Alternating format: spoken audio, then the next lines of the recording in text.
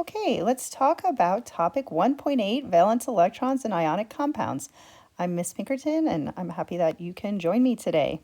So the first thing is valence electrons are the outermost electrons that are used to determine the likelihood that two elements will form a bond. Ionic charges are the typical charges of atoms that are determined by their location on the periodic table and number of valence electrons. So this should be a review topic for many people, especially if you had general chemistry before taking AP chemistry. But let's just go over this again.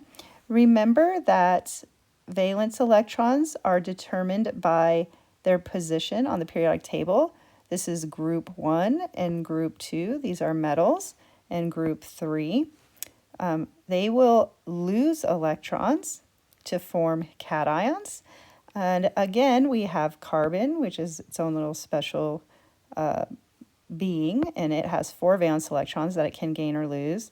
And then finally, our nonmetals over here, 5, 6, and 7, they will gain electrons. Now remember, they do this because of the octet rule, and that means that they will have 8 valence electrons. Atoms tend to be stable with 8 valence electrons. And so by either losing their valence electrons or gaining valence electrons, they can satisfy an outer shell of 8 valence electrons, which makes them more stable. So an ionic bond will always involve the transfer of electrons from the least electronegative species to the most electronegative. Traditionally, ionic compounds are described as being between a metal and a nonmetal. And elements will either lose or gain electrons, and this leads to the formation of cations, so that's a positive charge, or anions, which would be a negative charge. Ionic compounds are held together by an electrostatic force, and that's a Coulombic attraction. So again, if you have a positive and a negative, those charges are going to be attracted to each other.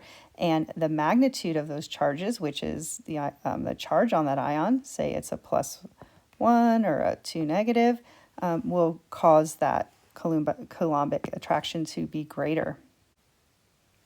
In this example, element X has an electron configuration below, and it says, what is the formula for the compound formed between the element X and chlorine?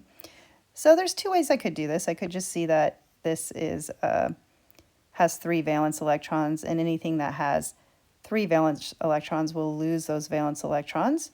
And I could just say that this is going to be X has a 3+ charge. Or I could look on my periodic table and find out that the 3 level here, right here, is 3s2, and P1 is aluminum with a 3+ charge. So you could find the element as well. It's up to you. And then it says chlorine.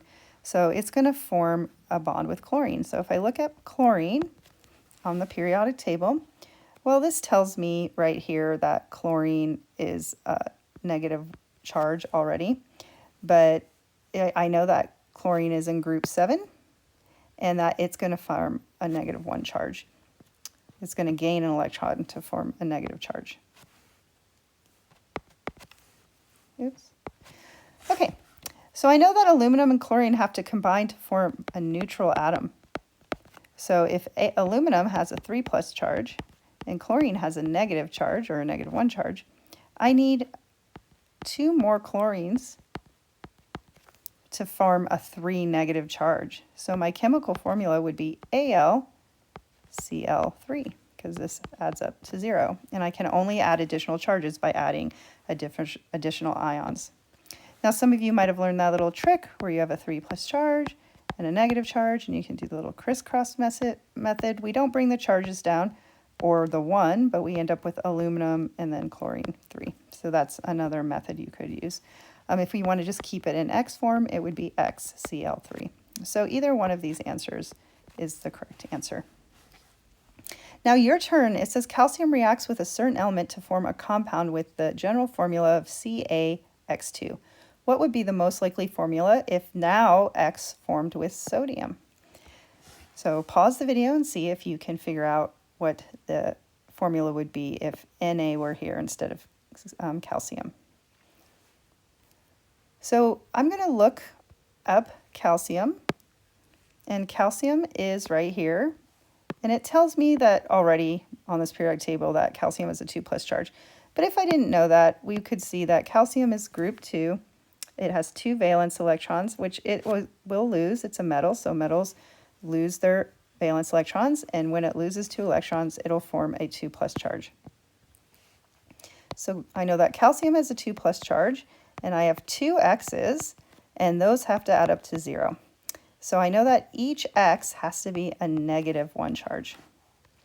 And those are our halogens. So I already have them circled here, but I'll circle them again. So that's our halogens, and any of these could be X. And we use these a lot in chemistry. They're very reactive.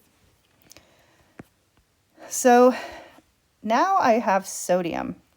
And so if I have sodium, what's the charge on sodium?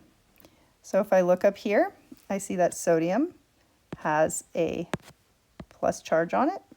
Or I can also see that it has 1 valence electron. It's going to lose that valence electron to form a +1 charge. So sodium is a plus charge. I know that my X is a negative charge.